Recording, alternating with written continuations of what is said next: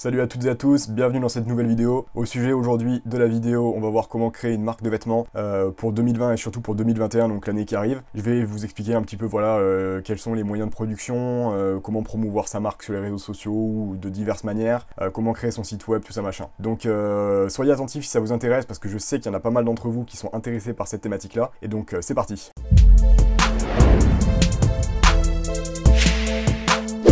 Bon, tout d'abord, je tiens à préciser que cette vidéo, c'est pas une formation 100% complète et exhaustive sur comment créer sa marque de vêtements. C'est pas du tout le but, et puis de toute façon, la vidéo sera beaucoup trop courte pour ça. L'idée, c'est vraiment de faire une vidéo qui va vous présenter les différentes options pour créer votre marque et vous donner des pistes de recherche et d'idées qui ensuite vous permettront d'approfondir de votre côté ou éventuellement avec d'autres de mes vidéos, puisque j'ai prévu dans un avenir très proche de faire des vidéos notamment sur toute la partie design et graphique d'une marque qui pour moi sont des thématiques ultra importante quand on veut créer sa marque. Bon alors tout premier point, lorsqu'on veut créer sa marque, déjà il faut se poser des questions, il faut se poser pas mal de questions qui vont permettre de savoir où on va et de cerner notre propre projet en fait. Tout d'abord, qu'est-ce que c'est notre marque? Qu'est-ce que je veux lancer en fait? À qui la marque est-elle destinée? Qu'est-ce que je veux vendre? Est-ce que je veux vendre des t-shirts? Est-ce que je veux vendre des hoodies? Est-ce que je veux vendre des casquettes, des chaussures? Voilà, donc ça c'est très important de bien définir en fait la direction que va prendre votre projet pour ça vous évitera de patauger en fait tout simplement. Si vous savez pas où vous allez, vous pouvez pas construire un projet viable et vous allez encore moins réussir à convaincre les gens d'acheter votre marque. Donc c'est très important de commencer par cette étape que j'ai envie d'appeler l'étape 0, entre guillemets, qui est vraiment le point de départ, quoi. Ensuite, donc premier point important lors de la création de marque, c'est bien évidemment le modèle qu'on va privilégier. Quel modèle de création et conception on va privilégier pour sa marque. Je vais vous en présenter quelques-uns ici. C'est peut-être pas tous les modèles qui existent. Il en existe peut-être d'autres. Alors tout d'abord, la première option qui s'offre à vous, c'est d'imprimer vous-même sur des produits vierges, des produits qu'on dit en marque blanche. C'est-à-dire en fait c'est des t-shirts qui vont être tout blancs ou tout noirs ou tout, enfin d'une couleur précisément. Mais il n'y a pas de logo dessus, il n'y a pas de design, il n'y a pas de. Vous allez juste avoir le t-shirt avec l'étiquette à l'intérieur éventuellement. Alors je dis t-shirt mais ça peut être pour tout, hein. Ça peut être également pour des sweats, ça peut être pour voilà, pour tous les vêtements que vous pouvez trouver. Vous pouvez même avoir des manteaux, des vestes. Voilà. Et donc en fait l'idée ça va être d'imprimer vous-même avec votre presse, avec votre matériel. Donc vous allez avoir une imprimante et une presse qui va vous permettre de faire vos vêtements vous-même.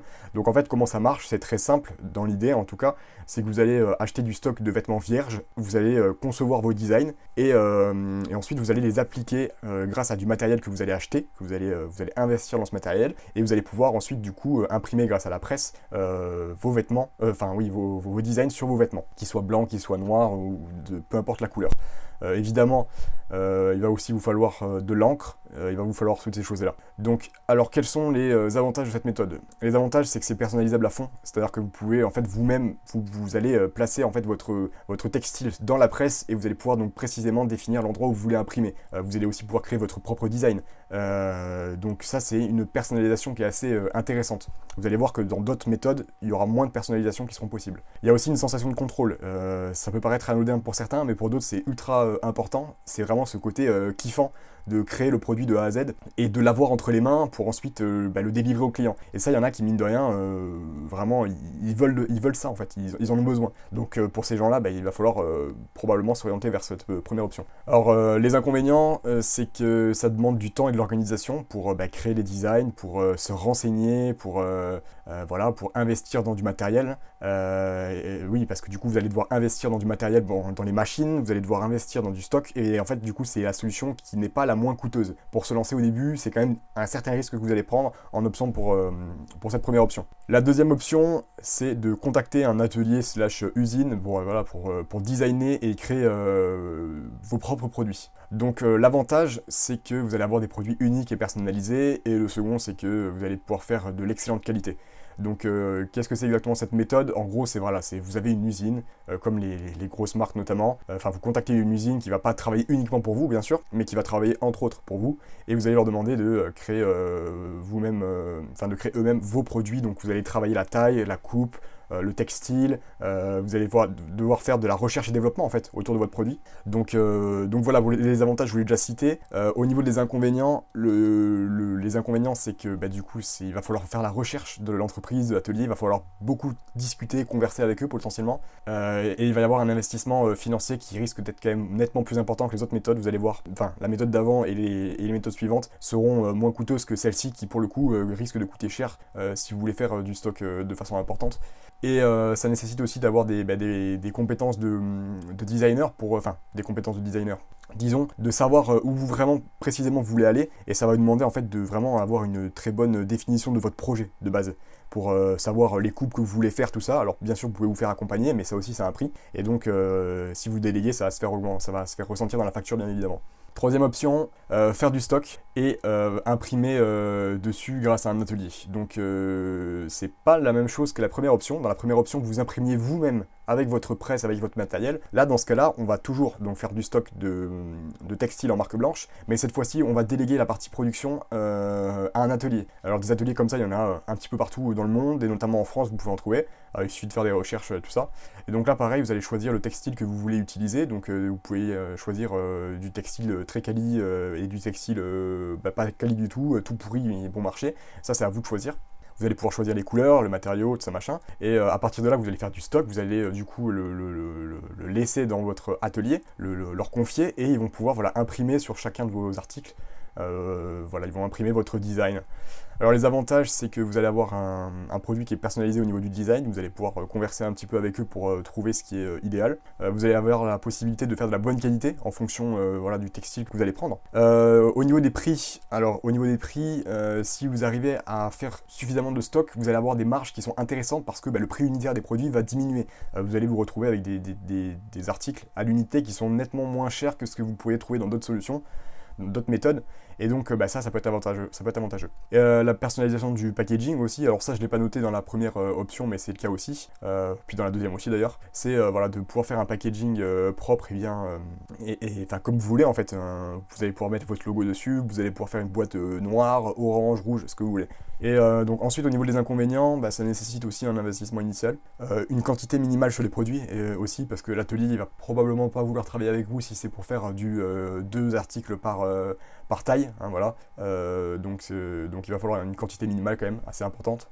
Parfois importante, parfois moins, ça dépendra évidemment encore une fois de l'atelier avec lequel vous travaillez. Et ça nécessite de l'organisation pour la préparation des colis et l'envoi. Quatrième piste, le print on demand. Donc ça c'est un petit peu la méthode pour se lancer à moindre coût. C'est une méthode qui est de plus en plus à la mode aujourd'hui en 2020, qui le sera encore plus en 2021 et en 2022 j'imagine. Tout d'abord, qu'est-ce que c'est que le print on demand? En gros, c'est que vous déléguez quasiment tout. Vous avez juste à vous soucier de la partie marketing, donc acquisition client, et de la partie SAV, service après-vente. Et en fait, tout le reste va être géré par l'entreprise, dont vous allez vous munir, entre guillemets. Il y en a plein, il y a Printful, Printify, vous allez voir, il suffira de faire une recherche sur Internet. Et en gros, le principe du print on demand, c'est que vous créez les designs, vous les apposez sur vous les mettez en ligne, voilà, sur la plateforme en question. Alors tout ça sur votre site, bien évidemment. Et en fait, vous allez pouvoir l'imprimer sur du textile, et la façon dont ça fonctionne, c'est très simple, c'est-à-dire que la personne, le client passe commande chez vous, votre site va automatiquement envoyer une requête au fournisseur, donc Printful, admettons, si vous travaillez avec Printful. Printful va recevoir la requête donc, du client, en fait, une sorte de message automatisé sur lequel il y aura indiqué le design qu'il veut, sur quel textile, tout ça machin. Alors ça, vous l'auriez configuré au préalable. Et en fait, l'atelier, donc Printful, va juste imprimer à la demande, c'est ça que ça veut dire print on demand, et à l'unité du coup, le design sur le textile et va l'envoyer directement au client. Donc vous n'avez même pas besoin de recevoir le produit et de vous gérer la partie logistique. C'est carrément l'atelier qui se charge de le faire. Donc alors ça c'est très avantageux sur plein d'aspects. C'est qu'il y a peu voire pas d'investissement initial. Alors vous aurez toujours quelques petits euros à droite à gauche de frais, mais honnêtement c'est dérisoire. Si vous en sortez à moins de 100 euros, c'est dérisoire pour lancer une marque. Si vous avez des compétences en design vous-même pour faire vos propres designs, vous pourrez lancer une marque quasiment rien. L'avantage aussi c'est que c'est automatisé dans la mesure où, comme je vous disais tout à l'heure, c'est des scripts qui gèrent les choses comme ça, et ensuite c'est l'atelier avec lequel vous travaillez. Donc là j'ai pris l'exemple de Printful qui va gérer les commandes et les envoyer. Donc vous n'avez même pas besoin de gérer ça, et donc pas de gestion de stock, pas de gestion de livraison, et donc pas de prise de tête. Vous avez juste à vous concentrer sur le marketing pour acquérir des clients, et ça c'est quand même vachement fort, parce que vous allez avoir beaucoup de temps pour augmenter la rentabilité de votre... augmenter le chiffre d'affaires de votre entreprise, et ça, mine de rien, c'est quand même le nerf de la guerre, j'ai envie de dire. Alors les inconvénients, des produits qui sont de base assez chers, c'est-à-dire que comme vous faites des produits à l'unité, les produits vont être beaucoup plus chers que si vous faisiez du stock. Je prends un exemple, mais en faisant du stock, vous pourriez avoir des t-shirts à 5 € unité en comptant l'impression. Alors c'est un chiffre que je donne comme ça, mais c'est un chiffre qui est possible à atteindre, hein, qui est possible à avoir. Là où en faisant du print on demand, vous allez être 2 voire 3 fois plus cher, c'est-à-dire que vous allez avoir des t-shirts à l'unité en comptant la TVA, l'impression et l'envoi aux clients, qui vont être plutôt de l'ordre de 10 à 15 € à peu près. Hein. Et du coup, au niveau de votre marge, ça va se ressentir, parce que si vous vendez des t-shirts à 20 balles, que ça vous coûte 15 € au total, vous allez vous faire que 5 € de marge, et ça peut vite être compliqué de faire de la marge avec du print on demand. Alors, il faut essayer de faire du branding pour augmenter la valeur perçue, pour augmenter les prix. Il faut peut-être éventuellement facturer la livraison à vos clients. Bref, tout ça, ce sont des stratégies qui appartiennent à chaque business, mais il va falloir vous poser ces questions-là. Il y a aussi un manque de personnalisation, donc vous n'allez pas pouvoir personnaliser les produits comme vous le voulez. Vous n'allez pas pouvoir par exemple imprimer forcément sur les manches, faire des bandes sur les manches, sur les côtés, peut-être imprimer à la fois devant et derrière. Ça dépendra des fournisseurs, ça dépendra des produits surtout. Et puis de manière générale, si vous arrivez, plus il y a de personnalisation, plus ça va coûter cher. Donc vous allez peut-être pouvoir imprimer sur les deux manches et la face avant, la face arrière, et puis mettre une étiquette, mais le produit va vous revenir, le t-shirt à 30 €, tout compris. C'est pas rentable. Donc il peut y avoir un manque de personnalisation à ce niveau-là qui peut être un peu freinant pour certaines personnes. Et au niveau du packaging, vous n'allez pas pouvoir vraiment, vous n'avez pas la main mise sur le packaging, sur la boîte que vous allez utiliser, sur le logo que vous allez mettre dessus, si vous voulez mettre des flyers à l'intérieur ou des petits stickers, du coup ça peut être un problème aussi. De manière générale, en fait, avec ces 4 pistes que je vous ai présentées, il va falloir que vous fassiez un choix entre, il y a une balance en fait entre simplicité et liberté. Et plus vous allez vous rapprocher de la simplicité, plus vous allez avoir une diminution des libertés, et inversement, plus vous allez vous rapprocher de la liberté, plus vous allez avoir une diminution de la simplicité. Le print on demand, c'est le cas concret de... on est complètement du côté de la simplicité. C'est simple, c'est facile à mettre en place, n'importe qui peut créer une boutique en print on demand aujourd'hui, mais vous allez avoir un manque de liberté sur la conception de vos produits. Alors qu'à l'inverse, si vous faites vos produits vous-même avec une entreprise à qui vous donnez vraiment un cahier des charges, vous allez avoir une totale liberté. Par contre, ça sera vraiment beaucoup moins simple que de créer une boutique en print on demand. Donc voilà pour tout ce qui est les modèles de production et de conception de vos vêtements. Ensuite, on va voir comment créer son site web, puisque c'est très important ici, on va parler de e-commerce, entre guillemets, hein, de marque en ligne. Donc vous allez pouvoir vendre si vous voulez en point physique, mais si vous voulez vendre en ligne, il va falloir forcément un site web. Donc quelles sont les options pour créer son site web? Alors rassurez-vous, si vous n'êtes pas développeur, programmateur ou je sais pas trop quoi, c'est pas un problème, vous allez pouvoir créer un site web. Aujourd'hui en 2020, il existe plein de solutions pour. Alors la première solution, ça va être évidemment de coder vous-même votre site si vous êtes bon là-dedans, mais j'ai envie de dire, si vous êtes bon là-dedans, ça vous concerne pas vraiment ce dont je suis en train de parler, parce que vous savez déjà que vous pouvez le faire. Donc je vais vite passer sur cette option. Option numéro 2, ça va être de payer un prestataire pour vous le faire. Vous allez payer par exemple une entreprise qui est spécialisée dans le développement web et qui va créer votre site sur mesure. Alors l'avantage de cette option, c'est que vous allez pouvoir faire exactement ce que vous voulez, leur donner le cahier des charges, etc. etc. Mais l'inconvénient, c'est que ça va coûter cher, voire très très cher. Pour un site e-commerce, vous pouvez vous en sortir pour plusieurs milliers, voire dizaines de milliers d'euros. C'est pas toujours le cas, mais ça peut. Donc voilà, donc avantages et inconvénients à prendre en compte pour cette option. Deuxième option, enfin là vous allez avoir une série d'options que je vais vous présenter une par une, mais la grosse catégorie c'est ce qu'on appelle les CMS. Les CMS en gros c'est des sites qui permettent de créer des sites. En gros c'est des kits clés en main, voilà, pour créer ces sites web. Vous avez juste à déplacer des sections, des rubriques, à mettre ce que vous voulez où vous voulez, et c'est en gros c'est des outils qui sont formidables aujourd'hui, qui permettent de créer des sites à partir du moment où vous savez naviguer sur internet et allumer un ordinateur quoi. Donc la première de ces options là, ça va être du coup Wix. Wix qui est un CMS qui est assez connu. Alors honnêtement je vous dis, moi je le trouve pas ouf, mais je tiens quand même à en parler parce que je sais que je suis pas forcément objectif là-dessus. Il y a des gens qui trouvent ça bien, donc je vais quand même en parler, mais moi j'aime pas trop Wix. Wix c'est assez modelable, vous pouvez vraiment mettre les choses un petit peu comme vous le voulez. Moi je trouve ça brouillon et je trouve que ça manque de possibilités. Au niveau des tarifs, vous allez avoir un tarif qui est gratuit initialement, mais si vous voulez vendre en ligne, c'est-à-dire insérer des formulaires de paiement et tout ça, et joindre des processeurs de paiement qui vont récolter l'argent et vous l'envoyer sur votre compte bancaire, ça il va falloir opter pour l'option Wix Business ou Wix Shopping, je sais plus quoi, et ça coûte 20 € par mois, et vous allez voir que pour 20 € par mois, le rapport qualité-prix il est clairement pas dingue, on va pouvoir trouver d'autres choses qui sont bien meilleures. Donc Wix, renseignez-vous si vous en avez entendu parler en bien, si vous avez envie de vous renseigner, mais moi je recommande pas, et surtout pour créer un site de e-commerce, un site de vente, je trouve ça vraiment pas optimisé. Ensuite on a WordPress, avec précisément avec le plugin WooCommerce. Donc qui est une petite application entre guillemets que vous allez pouvoir rajouter sur votre site WordPress. Alors WordPress, l'avantage c'est que ça présente des plans gratuits et des plans payants, donc vous allez voir les tarifs. Je vous invite à aller voir la page tarif pour toutes les précisions. Alors WordPress, c'est pas la méthode que j'ai le plus utilisée, donc je fais mon petit mea culpa, je connais pas particulièrement sur le bout des doigts WordPress, mais de ce que j'en sais et de ce que j'en ai vu surtout, c'est une bonne méthode, ça marche bien WordPress, mais ça sera pas toujours la plus efficace en matière de vente. Et puis il risque de vous manquer des plugins, des fois des applications qui peuvent être utiles et que vous pouvez trouver sur d'autres CMS, on va voir après. Donc WordPress, très bon CMS pour créer des sites web lambda et pour créer du blogging notamment, des blogs, mais pour ce qui est du e-commerce, c'est pas forcément le plus optimisé. Ensuite on va avoir BigCartel. BigCartel qui est un CMS que j'ai découvert assez récemment. Vous avez encore une fois des plans gratuits et des plans payants, mais voilà, ça va vite être limité, je trouve. Et ensuite, on arrive sur la dernière option, enfin celle que j'ai gardée à la fin parce que pour moi c'est clairement la meilleure de loin au niveau rapport qualité-prix, au niveau de tout ce que vous voulez, c'est Shopify. Shopify, c'est les boss sur le marché. Alors je suis pas payé pour dire ça, mais j'ai créé plusieurs sites sur Shopify et honnêtement, il n'y a pas photo, je les recommande les yeux fermés. Alors c'est 30 € par mois, mais c'est clairement le meilleur CMS du marché. C'est optimisé pour le e-commerce, il faut savoir que Shopify s'est développé pour du e-commerce, c'est-à-dire que c'est vraiment leur ligne de conduite.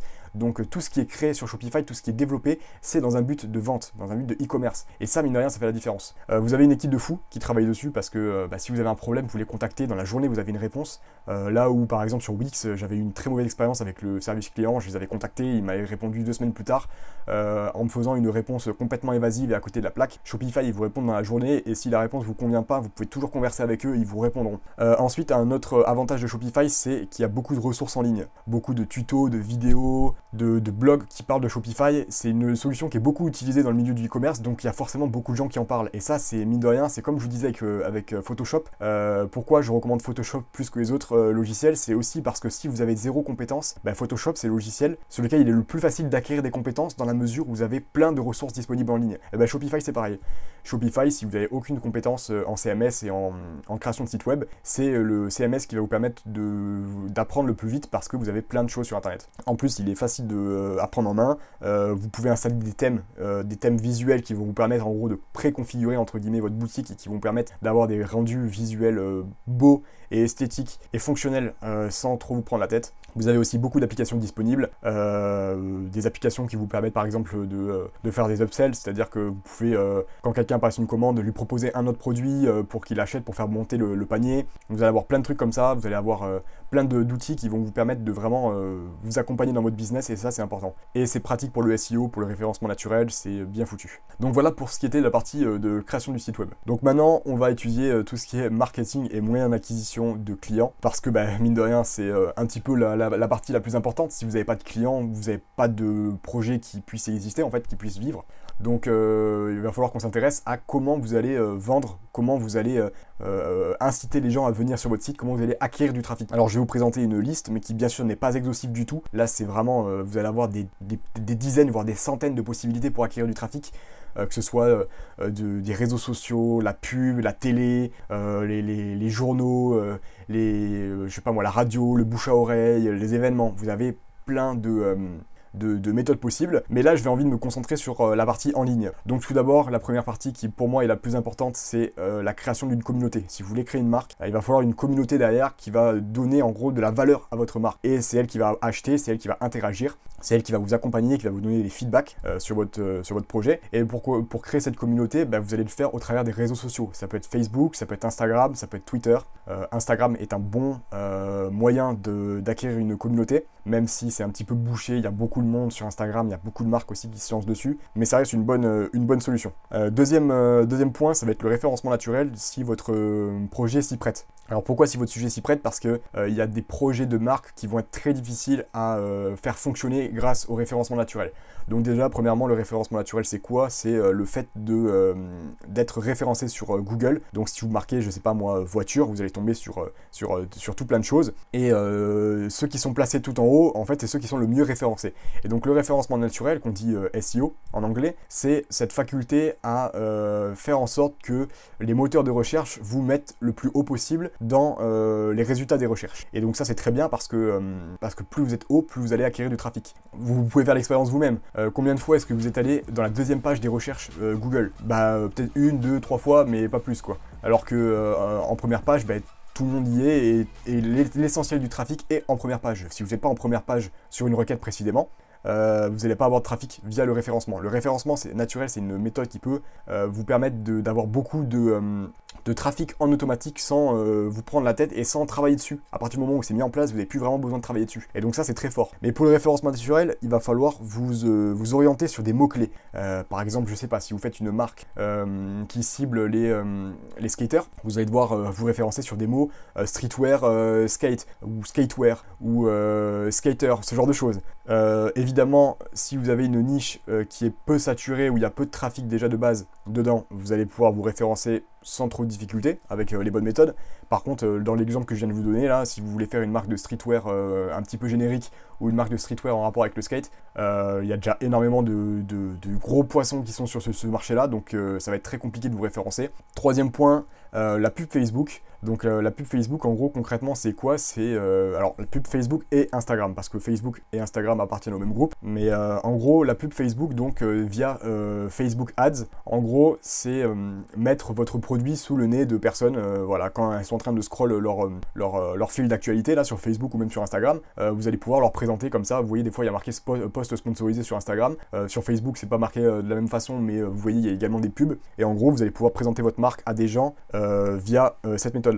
Alors le gros avantage de cette méthode, c'est que c'est ultra précis. Vous pouvez vraiment faire des choses très précises dans la mesure où Facebook, c'est une base de données qui est énorme, qui connaît votre vie presque par cœur, j'ai envie de dire. Ça peut parfois être un peu flippant, mais c'est la vérité. Et sur Facebook Ads, vous pouvez cibler des populations de personnes qui sont très précises. Vous pouvez cibler, je sais pas moi, les personnes qui aiment la pêche, qui ont entre 45 et 55 ans et qui sont domiciliés aux alentours de Valenciennes. Je sais pas, je dis bien sûr n'importe quoi, mais c'est pour vous montrer à quel point ça peut être précis. Et vous pouvez même ajouter s'ils ont des enfants, des chiens, des chats. Enfin, vous pouvez vraiment faire des trucs de fou avec Facebook Ads. Ça demande d'être formé, ça demande de bien connaître la plateforme dans la mesure où c'est payant. Vous avez payé vos pubs et du coup ça va rogner vos marges quand vous allez faire une vente. Et donc c'est quelque chose qu'il faut prendre en compte. Quatrième point, qui est probablement, je pense, une des méthodes les plus efficaces quand vous voulez lancer une marque, c'est le placement d'influence, le marketing d'influence. En gros, c'est quoi? C'est très simple, vous en avez déjà vu, c'est sûr et certain.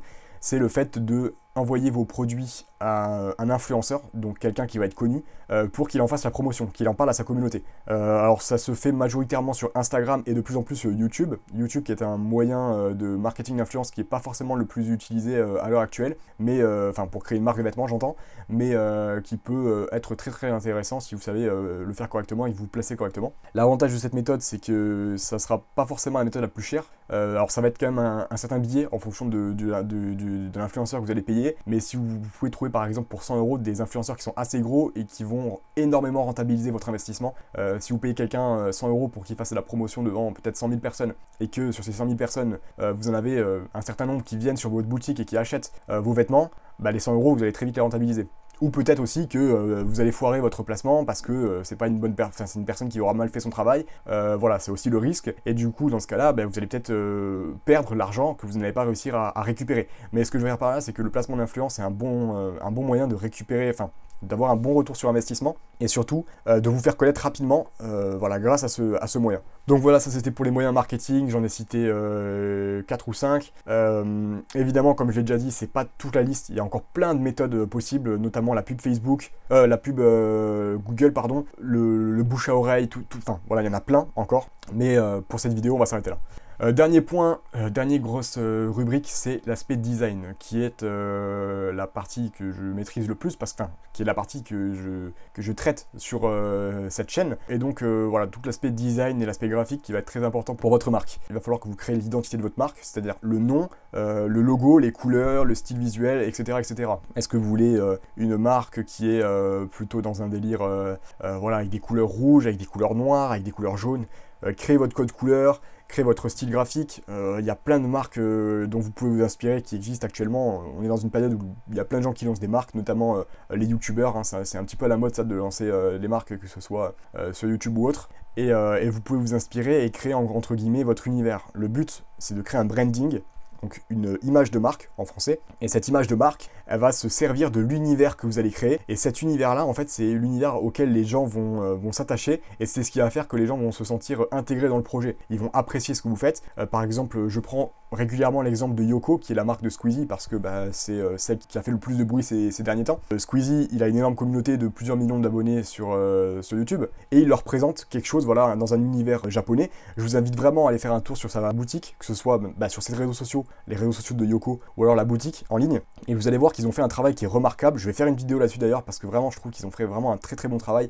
Et je vais vous expliquer un petit peu comment vous pouvez prendre les grandes lignes de ce qu'ils ont fait pour vous les réapproprier et faire votre propre marque, sans plagier bien sûr évidemment, mais c'est juste pour comprendre un petit peu la démarche qu'ils ont eue là-dessus. Il y a une cohérence graphique au niveau de chaque collection qui est dingue, c'est travaillé, c'est précis. Et on voit qu'ils savent où ils vont, ils savent ce qu'ils veulent vendre, ce qu'ils veulent présenter. Ça c'est très important, c'est ce côté branding et ce côté professionnel qui fait que vous allez vraiment fédérer une audience et que les gens vont vouloir acheter. Voilà, et donc on en vient du coup à la partie des designs, ce que vous allez vendre, donc ce que vous allez imprimer sur votre textile. Ça va être une partie qui est énormissime de votre business évidemment, parce que vous allez devoir créer des designs qui s'adaptent à la cible que vous voulez viser, ou alors inversement, il va falloir créer une audience qui aime les designs que vous créez, mais il va y avoir une grosse recherche à faire au niveau du design. Donc pour créer vos designs, ou bien vous êtes graphiste, designer, vous pouvez les faire vous-même, ou bien il va falloir déléguer. Et si vous déléguez, je montrerai dans certaines vidéos comment vous pouvez trouver des designers qui peuvent faire le taf, mais là je vous donne quelques pistes. Il y a Fiverr qui est un très bon moyen pour trouver des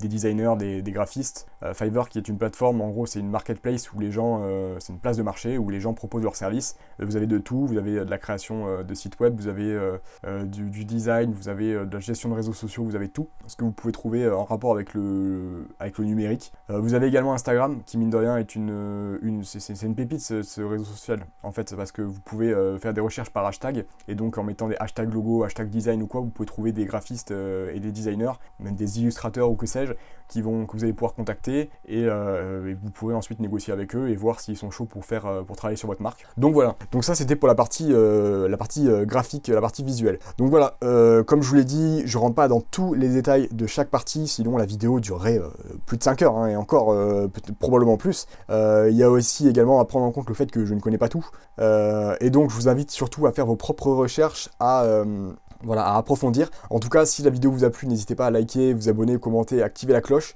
Je vais faire d'autres vidéos qui traitent de ce sujet-là. Et honnêtement, je vous dis, si vous avez envie de lancer votre marque, vous êtes tombé au bon moment. Ça n'a jamais été aussi simple grâce à des nouvelles méthodes qui existent aujourd'hui, que ce soit le print on demand, les réseaux sociaux ou que sais-je. Donc lancez-vous, c'est une expérience extraordinaire. Et donc sur ce, je vous dis à bientôt, à la prochaine, c'était Clément Van. Allez, ciao!